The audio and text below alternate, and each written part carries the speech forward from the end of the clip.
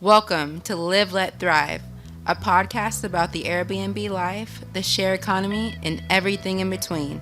Here are your hosts, Myka and Steve. Hello, hello, hello. And welcome back to another exciting episode Of Live, Let Thrive. What is up, Myka, man? I am good, Stevie Stacks. It's an exciting Saturday. So, how are you today? Yeah, a rare Saturday episode. I'm great, man. I'm excited about this episode. It's episode 151, and we have a very special guest today. Mr. Alvin Hope Johnson is joining us. Give it up for Alvin. Go ahead. Yeah, okay. If you don't mind, I'll read a quick bio about Alvin Hope Johnson. Alvin Hope Johnson has been in the real estate industry for over 35 years, starting out as a handyman selling painting and repair services door to door. Alvin grew his entrepreneur skills into an empire. He currently serves as the president of Hope Housing Foundation, an affordable housing company that offers beautifully, well-maintained, and safe properties.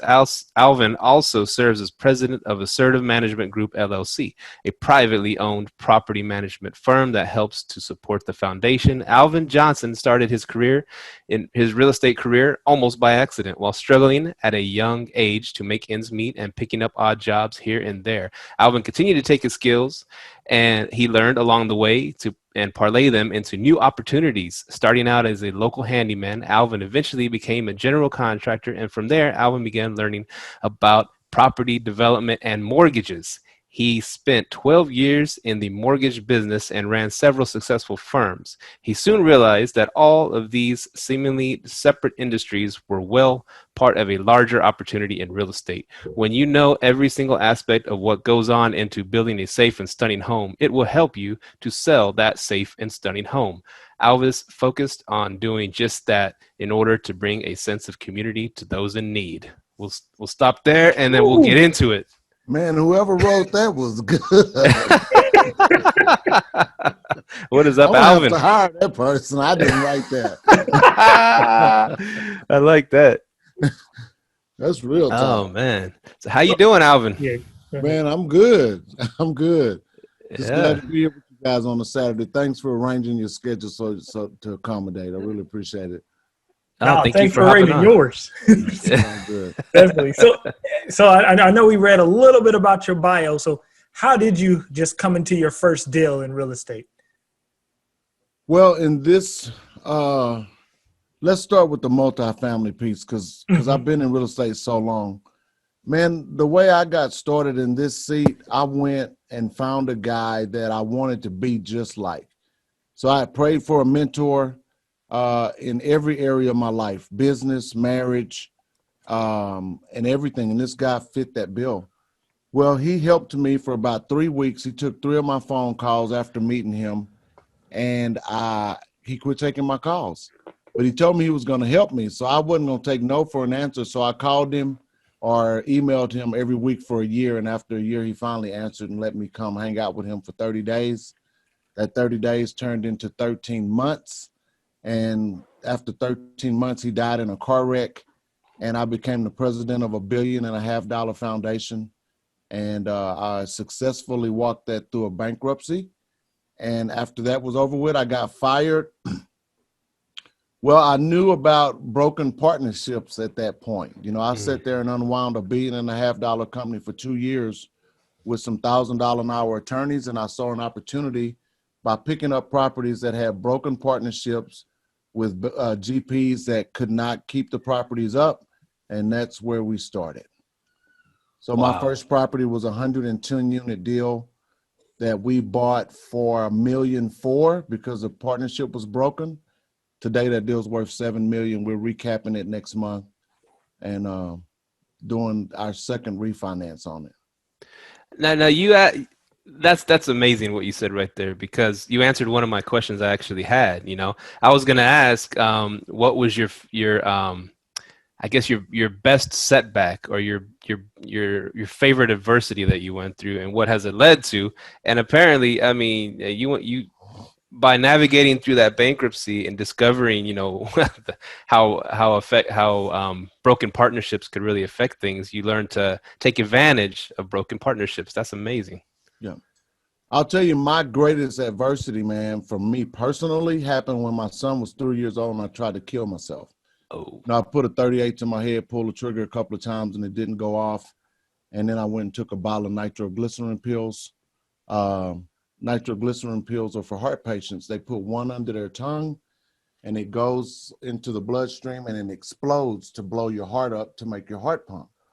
Well, I took a bottle of those, and I remember going to sleep saying, God, man, if you got a purpose for my life, then I'll be okay. And if you don't, please have mercy on my soul. Well, I woke up 10 days later, man, in the hospital and said, boy, you really are a loser, right? So from that perspective of being at your lowest low where I knew I couldn't even kill myself, then that's the lowest low. So everything from there is up. I couldn't even quit. could we ask what led to that point?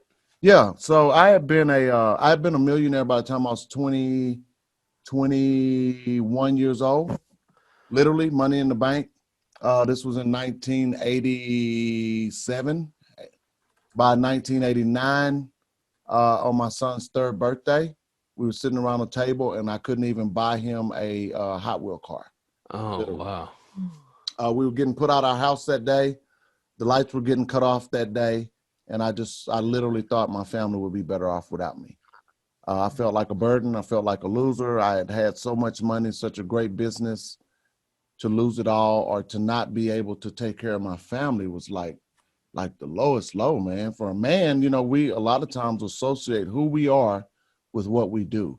And when what we do is not a defining thing for us anymore, we lose our identity. And I didn't have anybody to talk to. I didn't have a mentor. I didn't have anybody, look like me. I didn't know nobody that had been a millionaire and now don't have no more money. I was 23, 24 years old. I mean. So how did you lose your millions? I didn't lose it. We spent it. Oh.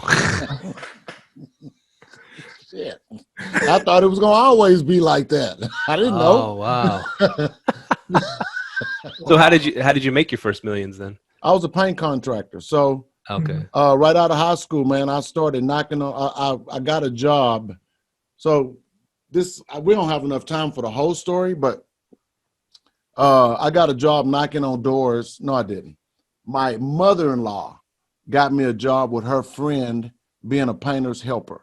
And we were painting $1 million houses in Beaumont, Texas in the 80s, big houses. And I got really good at that. And then the guy went out of business and I needed to eat. So I started knocking on doors and said, hey, I'll paint your house for $200. Well, after that, I was really good. You go buy the paint and I'd paint your house and you come home and it'd be done. Well, I knocked on one door and this guy said, oh, Alvin, I know you used to work for Richard. Man, we're doing this hotel job over here, the Ridgewood Hotel. We'd love for you to be our paint contractor if you can get some guys to work for you. So, yeah, they'll all come work for me. They're all looking for work. So all the guys for 2 or 3 years that threw me in the closet and made me paint closets were now working for me. That was amazing. So wow. That's how I made my money. So that hotel job turned me into a millionaire. And then when that hotel job was over with, we couldn't buy any more work because interest rates were 18%. They weren't building any more houses. Nobody was remodeling their houses. So this was, 80, 89, 90. Interest rates were like that. So the construction industry was dead. And I had invested all my money back into my construction business and spent a lot, and we didn't have any more. So man, first off, that is inspiring that you were able to, you always, what it sounds like, you always find the way to keep going. You do. You found you had a company. I couldn't quit. Yes, you don't quit. I couldn't kill myself. Yeah. So shit, I had to. Straight up, man. And I'm laughing about it and I'm making light of it, but it's so true. Mm-hmm. I mean, imagine trying to kill yourself and waking up. It's like jumping off of a building and getting up. I mean, it's like, man, I couldn't even do that right. So it took a long time, man. My family had to nurse me back to health. It took a long time. They say undealt with trauma leads to a lifetime of drama. So 9 years old, I was molested as a little boy. You know, my dad left me when I was 11 years old. I don't know what he did with my mama, but he left me. And that's how I internalized that. So you take a broken kid, dreams were stolen early. Daddy walked out on the family, beat mama up on the way out the door.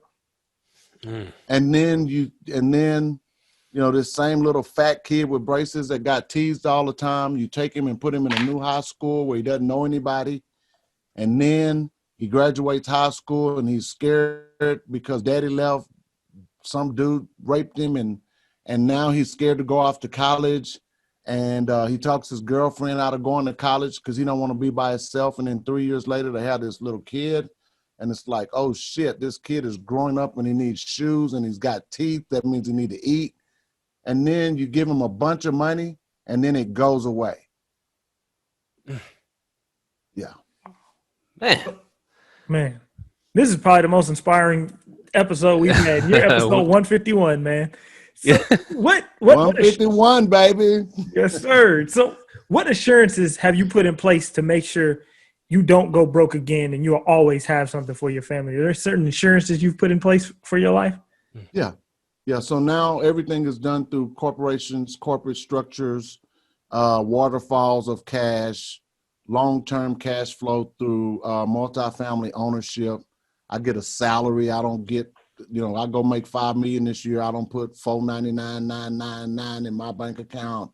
You know, just, yeah, it's a business now. Back then, I wanted to be 100% owner. I was 20-something years old. I didn't know no different. You know, I thought, why mom and them tripping? Mama told me my mom set me down at the table when my dad left home and said, Alvin, I need to show you. And this is a principle that has stuck with me my whole life, and I can tell you it's probably the only reason I'm still here. Mama made like $1,100 a month as a teacher on the first of the month. She showed me her first tenth went to the church, to God. She gave back to God what was his. And then she did her 10% offering off of $1,100. And then she took the house note and then my lunch money and then the car note and then the light bills. And that's exactly the way she did it. And at the end of the day, she had about $100 left to live 30 days. And I knew at that point I needed a job. I was 13 years old. And so I went working at grocery stores and cutting grass. But the principle mom taught me that has, again, stuck with me today is that first tenth and that second tenth. She didn't have a third tenth to save and then live on 70%. But what so many people don't do, my pastor, he's ultra rich, and he was rich before he started a church. So don't think, you know, he's not because of the church. But he teaches on living on margins. Live on 70% of your income. First tenth goes to God, second tenth goes to saving, third tenth goes to yourself, and then live on margins of 70%. It doesn't matter if you make $10,000 a year or $1 million a year. If you live on those margins, you'll always be okay. I love that. So yeah, that's what I was going to ask you, if you still abided by the importance of tithing or charity. Absolutely. And how has that made you stronger and your business stronger? Well, it's made me stronger because through all of the ups and downs in my life, I've got a couple of constants and a couple of non-negotiables. The non-negotiables are the tithing and my giving, and it doesn't stop with the church. I'm a generous person. The non-negotiable, and then what that does, Stephen, is built a track record, right? So I've got history with God. I know that out of all the stuff I've done, all the stuff I've been through, that I know that he's going to always be there for me. It's just like going down the stairs, right? I know that next step is there. So that's what that has done for me in my relationship with him. I love that. So, Alvin, where are you from real quick? Man, I grew up in Beaumont, Texas. I lived most of my life in Houston and Dallas and Amarillo, Texas. Never been outside of Texas. Why would I want to leave the great state of Texas? Right. Yeah, I bet there's plenty of business now, not like back when everything was drying up, right? Man, the housing market around here, Frisco, McKinney, Texas. You know, Frisco is one of the fastest growing communities in the country. Mm-hmm. It's been the best place to live in America in the last 2 years. McKinney was the best place to live in America 3 or 4 years ago. You cannot buy a single family home in either one of these cities for under a new home you can't buy for under 400,000. And, I don't know where you guys are, but that's high for Texas. Mm-hmm. I mean, but the average median home is probably 750, 800. Wow. And where do you get a city where the freaking average median house is 800, other than California or New York? That's insane. Yeah, that's insane. 'Cause we out here in Arlington and Fort Worth, and that. Oh, well, okay. Well, you know what I'm talking about. I didn't know y'all was here in Texas. Mm-hmm. Yeah. Y'all right down the street. Yeah, let's meet up. Yeah, let's do it. We got to go through Clubhouse and YouTube and Zoom to meet. It's all good. Yeah, we could have just rolled up to you, huh? I know it. Old school. So, go ahead, Steve. I just wanted to touch on something he mentioned earlier. He glossed over it. It's called, he said, waterfalls of cash. What did you mean by waterfalls of cash? So in the multifamily space, we collect rent, and our goal is to get 14% of every dollar collected to the bottom line. So rule of thumb, 9 to 14% of every dollar collected in rent could be profit. So after you pay your mortgage, your expenses, your insurance, et cetera, et cetera, et cetera, we get down to that waterfall of, call it 10%. And then if we have investors and partners in our deals, they get a portion of that and we get a portion of that. So it's not a whole lot. So that's why our goal is 20,000 units in 5 years, 100,000 units in 20 years. And so you just figure out that if we're making $100 per unit on average of $1,000 of rent, times 100,000 units, that's our goal. Wow. I like that. Big goals, man. Yeah, you got it all the way down to the minute percentages. I love that. Yeah, so Yes, Alvin, so at this point now, where do you invest? Do you only invest in Texas? No, we're not geographically challenged at all. We got projects that we're going to do from California to Florida, from here to upper Minnesota. Wow. And We've got go ahead. Alabama on the board now. We should break ground in April. Minnesota on the ground now. We should break ground the end of April. Got to wait for the ground to thaw out up there. Florida, that may be a summer project. Chino, California, that one's still up in the air. So we've got a great product that we're partnering with developers all over the place, and yeah, it's pretty cool. See, you're dropping words that I keep scribbling them down too. You said geographically challenged, Yes. And what do you mean by that? That means anywhere that we can get to, we can get there. Right, and so a lot of businesses they make themselves geographically challenged. Is that correct? Yeah, some people say, I want to have an ice cream stand and it's in South Dallas, or I want a taco stand, on the corner of Cooper and 360 or whatever. And that's where they are. Mm-hmm. I've always wanted to make money in more than one place. That way you're not affected by any particular market if that's the only thing you got. Because you even mentioned California, and I was going to ask one of my questions was, what big cities are you all in on, and what big cities or cities across the country that you would stay away from at all costs? I would stay away from anywhere in California. The only reason I'm doing that deal out there is because the guy already owns the land and he wants our product, but I have no desire to own it. I'd stay away from New York City or Chicago. I don't actually. In the multifamily space, our sweet spot are secondary and tertiary markets. So what do I mean? So a secondary city to Dallas would be a Waxahachie or a Midlothian, right? Mm-hmm. A tertiary market would be a Greenville, Texas, or like that. The people don't move much in those smaller cities. There's not that much competition in those smaller cities. Even during the pandemic, our residents have paid 100% of their rents. They don't have anywhere to go. A lot of them work in industry jobs that were essential. Where here in Dallas, in certain neighborhoods, they're not going to pay because you can't put them out. Here in Dallas, you've got people from all different types of jobs, and a lot of people were affected, from this lockdown, where in a lot of those smaller cities, they are more industry driven. So that whole city was almost essential in those markets. Man. So and one thing I'm happy you brought up, you go out of state, you're not geographically challenged. So how do you go about building those relationships for people that are scared to go outside of where they're from? Ooh. Well, I would say this. I have a problem with people that are scared to do something they should be doing. Mm. So, I mean, I'll take the horse to the water, but I'm not going to waste my time drowning him. So, I mean, if they scared, then there's a reason, and I'm not going to try to talk them out of that. I remember dating this chick one time, and she told me, I'm selfish. I'm like, girl, you're not selfish. Trust me, if somebody tell you something about they self, they mean it. So if you telling me you scared, then I believe you, and I'm not going to, because there's going to come a situation we're going to have to do something that you're already scared to get in it. So that means I'm going to have to convince you again and again and again.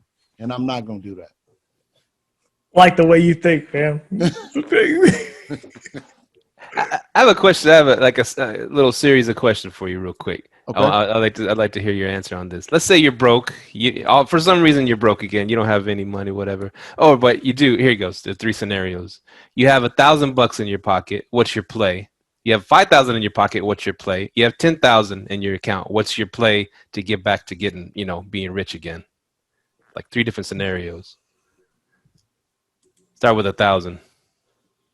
Mine would be the same with either dollar amount. If I had either of those dollar amounts and I was dropped in a city where I knew no one, I would go find me a house and I would buy it. That's what I would do. With no money. With no money. I'd go find me a house that needed some work. I'd find me a lender that will give me a loan based on the after repair value, and I would get to work. I'd do the work myself. I'd find me some guys at Home Depot, whatever it took. So I'd use that $1,000 to pay for my appraisal and my application fee. If I had 5,000, I'd go buy, or 10,000, then I'd go buy some of my supplies.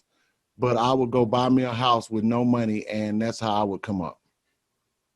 Straight hustling, man. I mean, that's all I know how to do, right? So if I was a cook, I'd go make a hamburger. I'm a real estate guy, so I'm going to buy me a house. I don't care where it is, what it looks like. And really, I'm going to go buy the one that is, I only got $1,000 and I probably don't have no credit. So I'm probably going to go buy one that nobody else wants that looks like it needs to be torn down. And I'm going to put $20,000 in it because you're going to give me a loan because I'm going to talk you into it because I'm a great storyteller. And when I get through telling the story, you're going to believe that I can do it whether I can or not. And you're going to give me the loan, and you're probably going to come out there and watch me. But I'm going to get it done, and I'm going to sell it, and I'm going to come back up. Wow. I like that. See, because I know me and you we're both big Master P fans. And that was a question. Someone asked Master P said one time, he goes, if I lose it all, it don't bother me.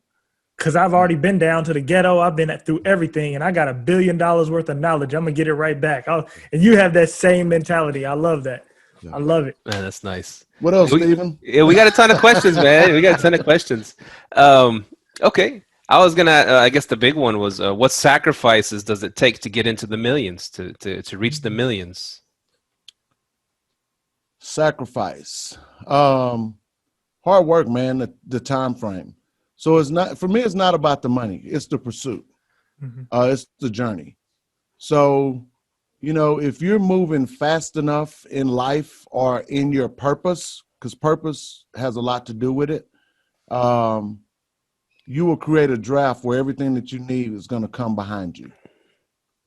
Everything that you need to support what you're doing. I believe that.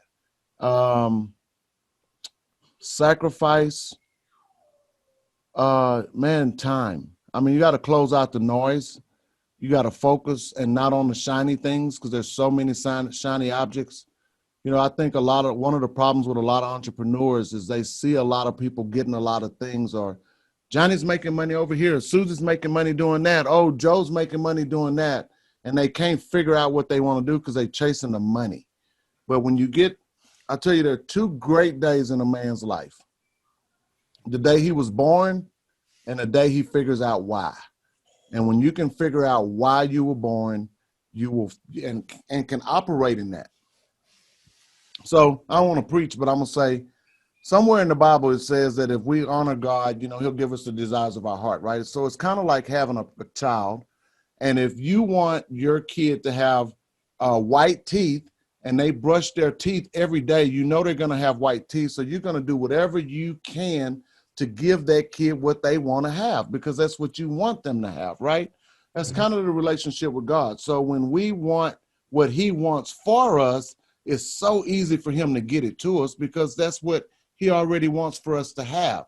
So when we're operating in our purpose and our passion, it's not about the money. He's going to give us all the resources we need to make that thing happen. And that is the way I operate. So I need 20,000 units of housing. I need $100 million to make that, to get that started. Guess what's coming in the door?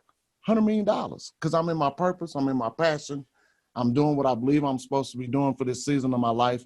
And God's not going to withhold any good thing from those of us that love him and uphold him and do what we're supposed to be doing. I just had to say that. Preach. So I would, I mean, I might already know, but so who is the biggest influence on your life? Today? Sure, today, yeah. Man, probably my spiritual father, my pastor, Keith Craft. Okay. Yeah, probably the biggest influence in my life today. Nice, nice. And that's because you said you mentioned he's a multimillionaire too, right? Yeah. That's interesting because he jumped from that to being a pastor. That's like that's a different step, different way to do it. He felt as though. So here's a guy that is at 15 years old, met his girlfriend, and they still married today. So and he's 62 years old. He knew at 15 that was gonna be his wife, and he asked her to be their girlfriend, and so they knew that. So his whole life has been structured. This is a guy that teaches on margins, right? So when I first came to, and the name of our church is Elevate Life Church. Elevate your thinking, you'll elevate your life. So those are the kind of thinking, that's my, all of the one-liners and stuff you hear come from that kind of thought process.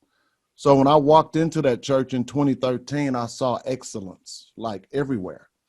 And then I see Pastor come out and he's 6'8", 280, and he's got, 25-inch guns and no fat. And I'm like, okay, this is a guy that I could follow, because not only is the church in excellence, his body is in excellence. He can control his appetite. I might be able to listen to you. I'm hard-headed enough. You can't tell me something and you 500 pounds. Wait, come on, dude, really?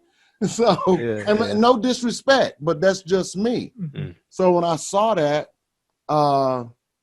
that's the kind of guy I want to sit at his feet, because now I'm looking at your family. I see your kids, your grandkids. Everybody is like, yeah, we all have problems, but everybody's good. I mean, this is not by accident. This is a life of 45 years since he was 15 of having plans and walking it out. So that's long-term wealth. So he at 40, so he had a deal called Strike Force, big old guys breaking iron and breaking out of handcuffs. That was part of his ministry when he was in the marketplace. So after that, at 40, he said he never wanted to be a pastor, but he felt called to start a church in Frisco, to raise up men, mighty men, to go out and take the kingdom and really do some great things for God. So he believes he's called to raise up millionaires for the kingdom in men. So you can't listen to a broke dude tell you how to be a millionaire. So he had to have his money first. That's real. That's real. That's awesome, man. Wow. So like getting into the business side, and you began to grow, after knocking on doors and painting houses and stuff like that, start your humble beginnings, and you begin to start putting the pieces together. How did you learn how to manage teams and to trust others to help grow your business? Wow, that's good, man. I'm still learning that. But I'll tell you, that didn't happen until, so I've had 2 mortgage companies, a mortgage bank in between being a paint contractor and where we are today. And I'll tell you, when we started this, I'd already had our first 110 units. We had already bought I think we were on our 3rd property. We had almost 1,000 units. And I was driving one day saying, God, man, I'm tired of this. I just wish somebody would show up and let me pay them to lead this team. And of course, nobody showed up. So I started picking up some books on leadership. You know, the first book I read on leadership was John Maxwell's The 21 Irrefutable Laws of Leadership. Great book. So then I started learning how, you know, the concept of the mastermind and what that was all about. And then I read his book about how to win friends and influence people. You know, I'm a master storyteller. I think in pictures and analogies. So influencing people and winning friends is really, really good and easy for me because I'm a likable guy. So leading teams and man, that is literally the hardest part because I treat people the way I want to be treated. I pay our associates the way I want to be paid for what they're doing, right? And it breaks my heart when I have a maintenance guy that I'm paying 25, 28 bucks an hour when I know the market is 18, 19, and then you steal a freaking plunger or you steal a sewer machine from me, you know? So it's hard for me to manage people. So my circle's kind of small. My leadership team is kind of small. And as we're growing right now, one of the most challenging things of finding the right people to fill all these seats because I need some really, really, really smart people and not going to hire people because they're my friends and I want to see them do good. So that's really hard for me. Oh, because now you brought me something. You said your circle's really small. Yeah. You said your leadership team's really small. What do you look for in a person for them to be on your leadership team? Grit is first because grit outworks talent all day. I mean, so grit's first. And then nowadays they have to be super smart. So a lot of people want to hire people just like them. I know my weaknesses and I know what I'm not good at and I know what I don't want to do.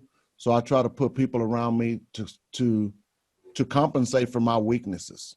You know, I'm not going to focus on those and make them better. I'm going to focus on what I'm good at and go get better at that and hire some people for my holes. You ever do any coaching? You sound like you'd be a good coach, like a sports or anything. I'm not a good. I don't. You know, I'm a John Maxwell certified coach. I teach. You know, I teach and train and work with all of our staff and associates. Again, I told you I'm hard. I'm hard on excuses. So you know, I'm on Clubhouse and doing stuff, and I'm like, I can't believe somebody's still listening to me after I said that, because it's like, oh, how do I add value to somebody? Well, you just like maybe find something that they're doing and try to help them do it better. You know, just like. Yeah, sometimes the simple answer is the best answer, right? Yeah. Right. Oh, that's great, man. I have a lot more questions for you. And you got any questions, Myka? Or? Oh, go ahead, Steve. Yeah. No. Go ahead, yeah, because I've been listening and I'm writing notes. You know, you asked about me being a coach. One of the things we do is I'm not a coach, but I'm a paid coach. We do have an educational platform, the multifamily monopoly. Oh, that one. And what we do with that is we actually teach our students how to buy multifamily assets. And at the end of the day, our students actually wind up owning the building when we're done. So it's a 12-month coaching program. There are a lot of coaching programs, and I'm not saying anything good, bad, or indifferent. What we were doing, I'll say what we were doing before. We had 4 levels. We had a masterclass coaching program at $2,500. So it's 40 modules that you can watch. And then we had a $5,000 coaching program that was like 4 or 5 months. And then it was 25 and 50,000. Well, at the end of the day, at the end of those 12 months, you've got a lot of information, but there was no actual asset for you to go buy. So a lot of students get really, really frustrated. Man, I know all this information, but now I go out here and find out that I can't buy a deal because everything's overpriced. So what we've done with our new construction opportunities, we're taking actually 20 students that have $50,000. We're putting that into a 506B fund.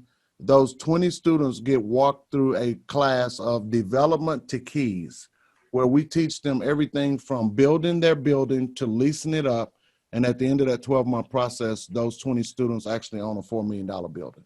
That's amazing. And you touched on something that I would want to. Can you explain what a 506B is? Yes. So I'm going to tell you in layman's terms because I'm not an attorney.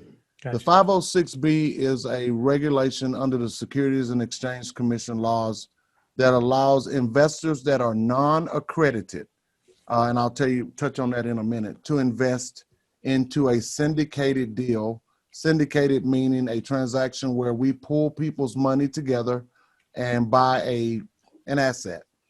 A 506C is a same type of law under that same rule, or same type of rule under that same law, that requires investors to be accredited. And an accredited investor is an investor that makes, I think it's over $250,000 a year for more than 3 years consecutive, and has the probability of making it again, or has $1 million in net worth, excluding their personal home. So there are a couple of qualifiers there for a accredited investor, and then the non-accredited investor is the 506B rate. So we're taking that, man, and we're taking that education deal.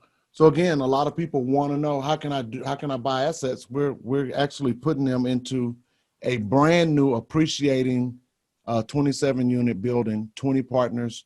You know, by the time it costs us $4 million to build it, that includes the land at $2 a foot. So there's some variables there, right?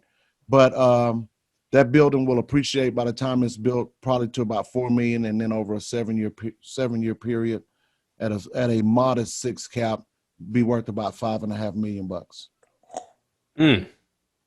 Man. So not only is it an investment on your education, it's a literal investment. It's a literal investment. A literal investment that's going to grow and make your bank account fatter. I've never heard of anything like that, man. That's amazing. Nobody's doing it, man. I mean, there are a lot of gurus out here that are teaching this stuff, and they're really good at it. But what we have been able to do is we've taken the construction experience, the mortgage experience, the multifamily experience, and the coaching experience, and packaged it up to where I can give somebody what they look for. So two key things. How are we paid? We are paid based on the problems that we solve. So if I solve a hunger problem, I work at McDonald's, I make $5 an hour because you can go next door to Jack in the Box. If I'm a heart surgeon and you got a heart attack, I'm going to get paid real well because I'm probably going to save your life. So what I've done with this education platform is we have people that want to learn. We got people going through the process of learning and don't have a product to invest in when they're done. And we have a construction team and experience. So we just put all that together, and we can teach, we can coach, we can guide, we can build. And then at the end of the day, we can deliver the asset. And what you're going to pay us to teach you to do this will probably be realized with depreciation write-off and your returns, probably a break-even point about 3.5 to 4 years. So your $50,000 that you're going to pay us to teach you will be a wash in about 4 years. And then you still got your investment into the asset that will yield you some great returns. It's the best college education you'll ever get. I wish college was set up like that too, man. That would be. We don't have any student loan problems in this country, right? No, we would not. We'd have student assets. That's right. That's right. Yeah. Let me see. I had a bunch of questions here. What's up, man? You like. Man, I'm taking it all in. I didn't wrote down this book you said, 21 Irrefutable Laws of Leadership, because everything you're saying, it definitely resonates. You know, that's a good book. That's a good one. Okay. Can we ask what your net worth is? Yeah. Balance sheet today shows about 6.7 million personal. 6.7 million. And how much real estate have you moved? Our company, the replacement values of our properties today is about 125. Do you happen to know Emmett Smith personally? I do not. Oh, okay. Because I know he's like I've heard he's a big mover in the real estate and commercial real estate in Dallas. So that's what they say. Yeah. So he's got Emmett Smith Construction Company, Emmett Smith Realty. Yeah. He has several businesses, and that brings me to another question. How do you, because you mentioned tying it all together, how do you structure like all your different businesses to where they function as one? Well, it's vertically integrated. So our construction company supports our apartment business. Our management company supports the apartment business. With our new construction platform, we partner with a 30-year-old company. This is so dope. Check this out. Mm-hmm. So I needed a lot of money a couple of years ago, and I didn't have it. So we said, we're going to go build some houses, and that way I can come back in the apartment game with $15 million. So we went out and found 81 acres in Greenville, Texas. It took me a year to get the loan. We got the loan done. And now that the loan is done, 30 days after we started construction, a national company came in and offered us $10 million for 200 of the 360 lots. So that was great, but it was a bummer. But what I found out during the process, so we talked about the journey, right? It's never the destination. Of figuring out how to build 300 houses in a year, I found a product and a process that has allowed us to do our apartments.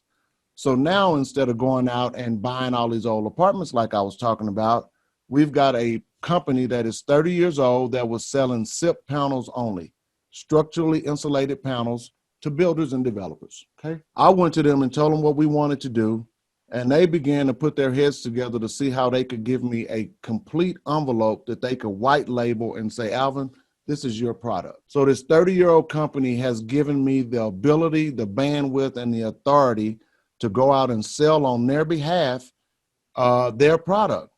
Why would they do that? Well, I'm gonna bring them a lot of money. But why would I do that? Because I want a manufacturing plant for ourselves in Texas. So all of these wall frames for our building system come out in 4x8 panels. So instead of looking at a house being built a 2x4 at a time, the walls come out in 4x8 panels. They're structurally insulated. You don't have a light bill in a 2,000 square foot house over $40. Oh. But the reason I want a plant in Texas is because we're going to go to the penal system and the parole board, and we're going to give nonviolent offenders jobs in our manufacturing plant. And once they're trained, we're going to deploy them to build our product, because you don't have to know how to swing a hammer to build this. So I'm working really hard to bring that plant 1,000 units of housing so that they will give us a franchise plant that's never been done before in Texas, to where we can employ nonviolent offenders and give people some careers and go put the newest stock of apartments and housing on the planet in the next 5 years. That's the goal. Mm. That's what's up, man. Loving that. That's what's up. I love how like your business, there's a theme going on. You're always wanting to not just, build a lot and help and make a lot of money. You're always trying to tie in, trying to help other people at the same time. Well, man, we're in the people business. We're supposed to be with people. And I believe if I can help make what you want to happen come true, just kind of like that thing that we were talking about with God, right? If I know that's what you want and I give it to you, then you're going to be kind of receptive to what I want you to do. So if I can solve your problem and make your dream come true, then my dream's automatically gonna come true. Mm-hmm. Zig Ziglar said that. So how do you solve the housing crisis in the United States? We go build a whole bunch of apartments. We go build a whole bunch of houses. How do we do that? I partner with people and all I need is the first 100 million. The first 100 million, I'll turn it into $1 billion in about 6 years. We go build a whole bunch of houses, whole bunch of apartments. How do we cure the homeless problem? We put people in houses. How do I cure the hunger problem? I go make a whole lot of money and teach people how to feed themselves. I can't cure the problem by being part of the problem. I got to be the solution. Mm. So if I need to cure the housing problem, I need to learn how to build some houses and get some money to do it, and show other people that if you partner with me, you can do good while doing good. I'll let you can do extremely good while doing a whole lot of good. And so how do you, it sounds like if I was a politician and I spoke with someone that's telling me all that, I'd really want to work with them and help the city, give them resources to accomplish that. Have you started working with cities or politicians or anything? Man. Ain't no government gonna come save you. Biden ain't gonna come save you. Free money ain't free money. Nobody gonna come Oh man, where's my stimulus check? Man, please try to qualify to not get a stimulus check. So let's say I have a portfolio, because now you got me interested. I might want to hop into this multifamily game. You might need to do that.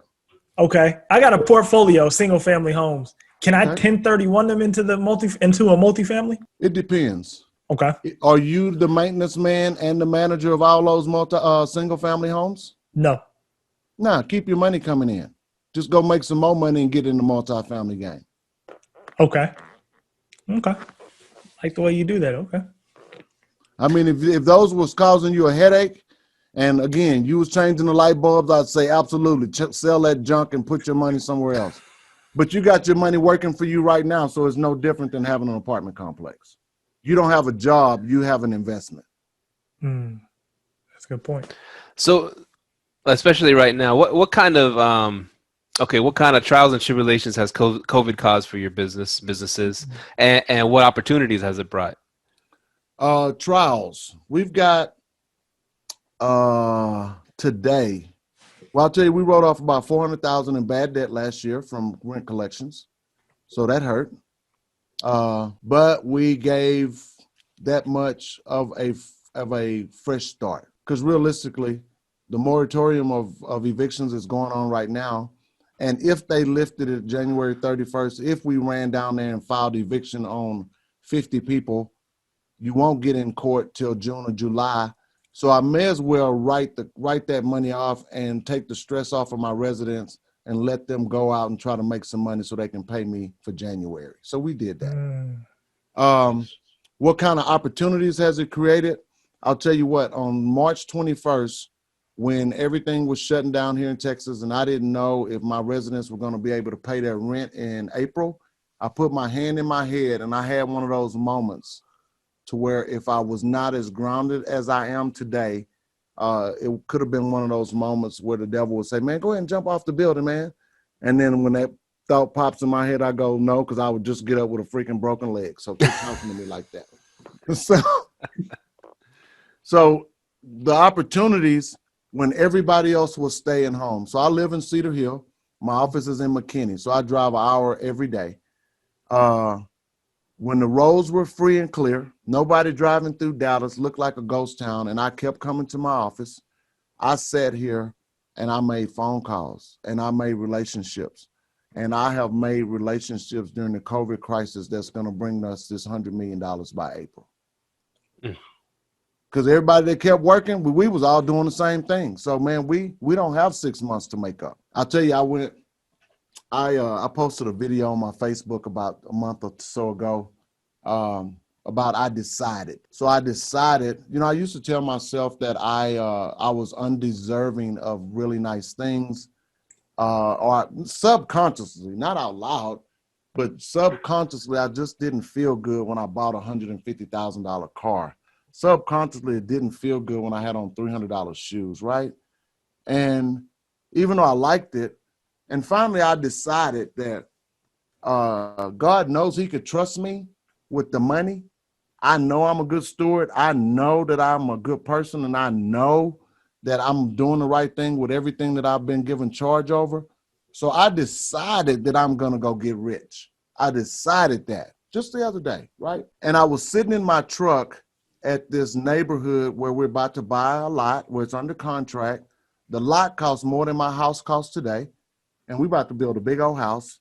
And I sat up there and I was sitting. It's not about the house or the lot or the money or any of that. I sat up there and I rolled my window down and it was quiet. And I said out loud, I said, man, it sure is quiet up here.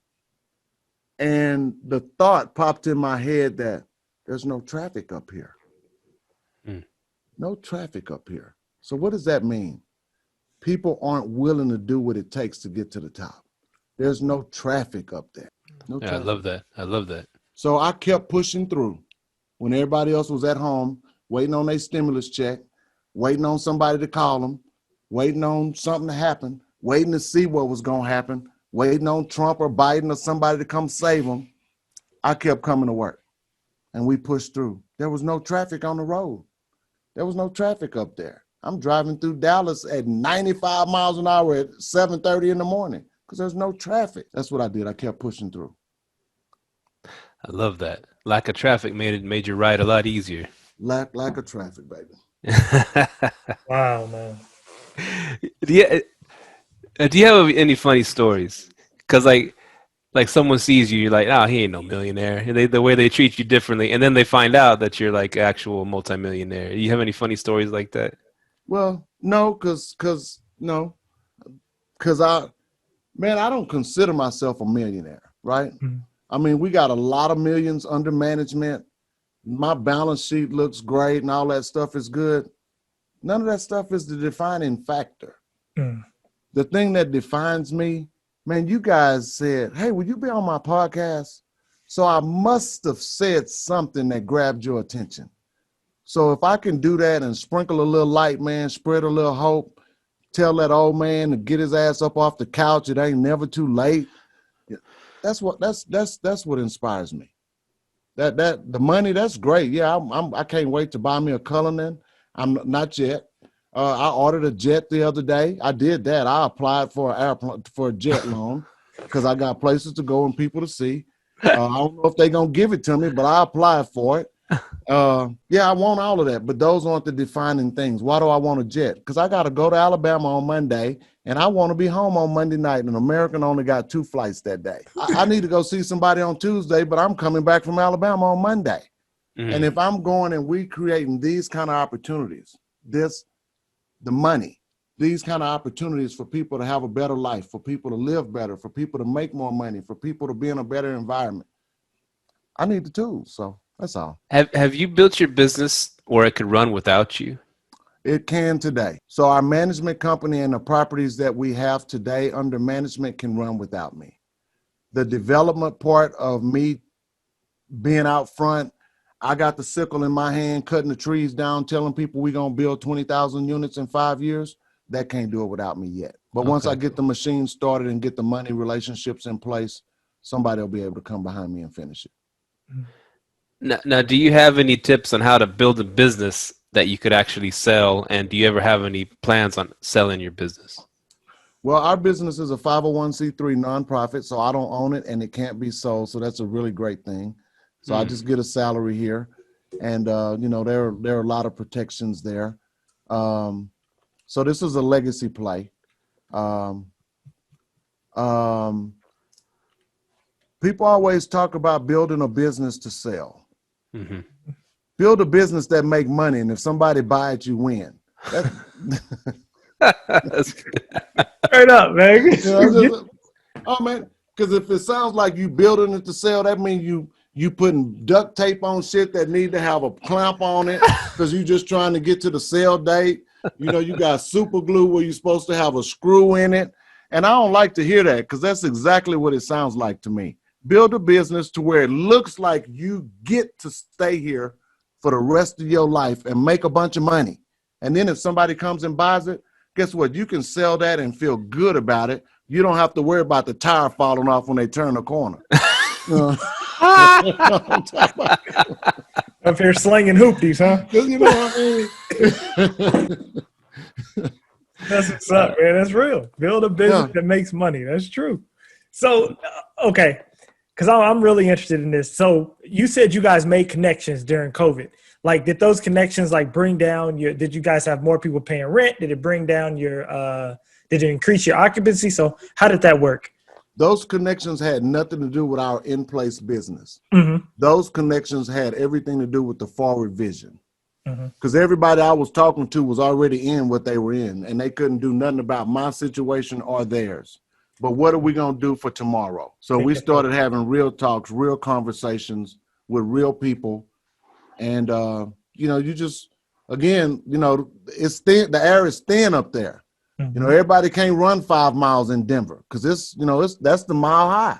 Mm-hmm. The air is thin. It's quiet up there. There's no traffic. So we just pushed through and got to a lot of the decision makers, and because everybody that was on a salary, they was working from home. The guys making the decisions are in the office, and that's the guys I was talking to. They were doing the same shit I was, banging their head against the wall. So we supported each other through that process, and I made some great relationships I would have never made had COVID never happened. That's true. I'm in the same boat. Like, man, even like Clubhouse, man, with COVID Even like happening, Clubhouse. man, I wouldn't have met you. Podcast this year. I got my education platform off the ground. We started last October, but we really pushed through and got all of this stuff like buttoned up to where I look like I know what I'm talking about now. So, yeah, it's been good. It's been good. Speaking of Clubhouse, I heard you were on the stage with Grant Cardone. Do you know him personally? I've been to his 10X conference, so I met him. And the thing that made him connect with me on Clubhouse, I asked him when I was at 10X, I said, Grant, I see you. You got Cardone University. You've got 20 years, 30 years in real estate. One of your guys on the platform is Donald Trump's campaign manager. Are you thinking about running for president in 2024 or whatever the next, I don't even know what year it is now. Yeah, 2024. And he said, no, that's too soon. So when he got on Clubhouse and he popped in the room, he came in our room. We had like 400 and some people came in there. Grant came in and went up to about 700. And I said, Grant, you remember me? He said, Alvin, how would I remember you? I said, I'm the guy that asked you if you were running for president and you told me it was too soon. He said, I do remember you. I'm only going to run if you run with me. And I said, bet, Cardone Johnson, 2024. So every time we go in the room together and he's in there, and if I get a chance to get on the floor, I say, hey, man, 2024, Cardone Johnson. So we keeping that, that's just trying to, and Grant is the guy that got me doing this jump. Grant said the reason we are not where we want to be is because of obscurity. Nobody knows who you are or what you do. Man, that is if it would have never been for that statement, you'd have never seen me on Clubhouse. I wouldn't be doing this. I wouldn't have been so active on social media because I was good, but I'm not where I want to be because nobody knows who I am or what I do. Well, we're about to know you after this. Everybody in the short-term rental spaces and multifamily space is going to know you after this because we promoting the hell out you. Bet. Yeah, I got to get with you. If you ever have some vacancies, you call us up. Man, y'all right here in Dallas. Y'all just need to pull up, baby. Oh, yeah. We'll pull up to Cedar Hill or McKinney. I'm right down the street from Cedar Hill. So. Absolutely. Anytime, really, I got an open door policy. I didn't have so many people come from Clubhouse, ladies in here going, who the hell is that? Like, like real talk. So y'all, anytime. Yeah, shoot us the office hours. I'll roll up there, man. I'll do it. Heck yeah. Cool. Oh man, what's the best piece of advice you give to someone starting out, starting out on their journey? Wow, that's so much, man. Right people, right place, right time, right things happen for you. Alignment before assignment. That's the key. Alignment before assignment. It doesn't matter what you do if you're doing it with the wrong people. But if me and you are aligned in our thoughts, we think alike. If our hearts are aligned, there's nothing we can't do. So alignment before assignment. So those are some of the key principles of our church. Alignment before assignment, the right people in the right place at the right time, the right things are going to happen for you. Elevate your thinking. You can elevate your life. Pick up a book. Get serious about your education. If it's real estate, get serious about that, man. I don't know how to tell somebody how to be successful. Just go do the freaking work. I mean, if you got to bump into the wall, you're going to figure out, damn it, I wasn't supposed to be there. You're going to find the doorway. Just go do the work. Just go do it, man. Do it. I guess one follow-up question. What is a worst piece of advice you've heard people try to give other people that are starting? That's a bad thing that people have been telling someone. I've heard a lot of people talk about research. And I understand data. Trust me, I do. But man, there's no research like doing the work. You could read a book all day on how to pull a battery out of a car, but you're not going to, you could YouTube it and all this old fancy stuff, but you're not going to know how to do it until you put the wrench on the nut and pull the battery out of the car. So just get started. So I get it. Research, but so many people get, analysis paralysis or something like, where they get so much research. They're so freaking smart, they can't do nothing. But I'll tell you the best thing, the worst mistake I've made in real estate is I didn't count the costs. I've done some rehabs where I thought my budgets were good and they weren't. I have bought multifamily properties where we had 9-year, 10-year tenants, and I thought that was good. So I didn't factor in any rehab money. Count the costs. That's the biggest deal. That's in any piece of real estate. Count your costs. You make your money when you buy it. And if you underdo your budget just to get in the deal, I'm telling you, starting out on a freaking banana peel because it's going to go quick the wrong way. So count the costs. And if you don't have enough money to do it right, don't do it because it's going to eat you. Some golden advice today, Myka. Yes, sir. That was golden. That was golden. Man, Alvin, it's been a pleasure, man, having you on. I'm definitely gonna be pulling up on you, and I don't know, you might be the guest for episode 200. We'll see. Let's do it. Hey, man, we having a Clubhouse Live at Texas Live on February 19th through 21st. Clubhouse Live at Texas Live, baby. We got 150 people, 200 people coming in. We making everybody send in a negative COVID test before they come within 3 days of the event. So we're being socially responsible right there in Arlington at Texas Live. And you said February 19th? That Friday and Saturday. Yes. We'll be there. Good. Y'all send me a email so we could get you the Evite. Okay. So what we did, so we got rooms blocked.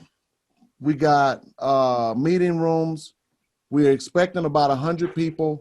We made it $300, so nobody had to bear the burden of the $15,000 hotel. They're going to feed us on Friday and lunch on Saturday. So, I mean, yeah, we got some dope people coming in for that.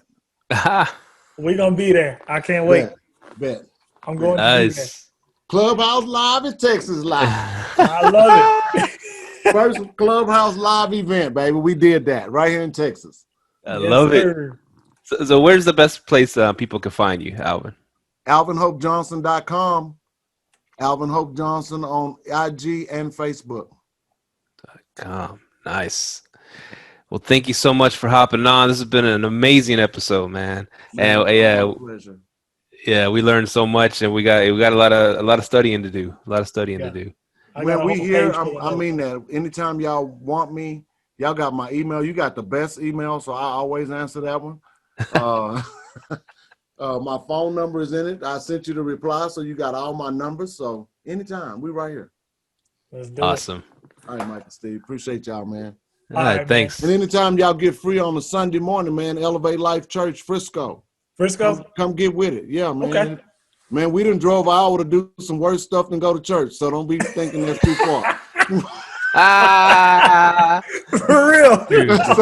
So don't be acting like that. Oh, that's too far now. You can go way further than that. Way worse. We've flown farther than that, especially. For real. That's a fact. But yeah, thank you, man. Yeah, thank you, and we definitely gonna connect, man. All right, I look forward to it. Okay. All right, Ben. All right. Later. That was episode 151 of your favorite Airbnb VRBO short-term rental real estate podcast in the world. Yes, it was. That was a great episode. Learned a lot from Alvin. And we will be back again next week with another exciting guest. And we got anything to take us out with, Steve? Keep grinding. Yeah, keep grinding. Follow us at Live Let Thrive on IG, and you can send us an email, liveletthrive@gmail.com. And we are out. Dream on, dreamer. Yeah. Life of a dreamer. Appreciate y'all, man. Thank you for tuning in to this week's episode of Live, Let, Thrive. Be sure to tune in next week for all the latest in the world of Airbnb and all that entails. Bye-bye.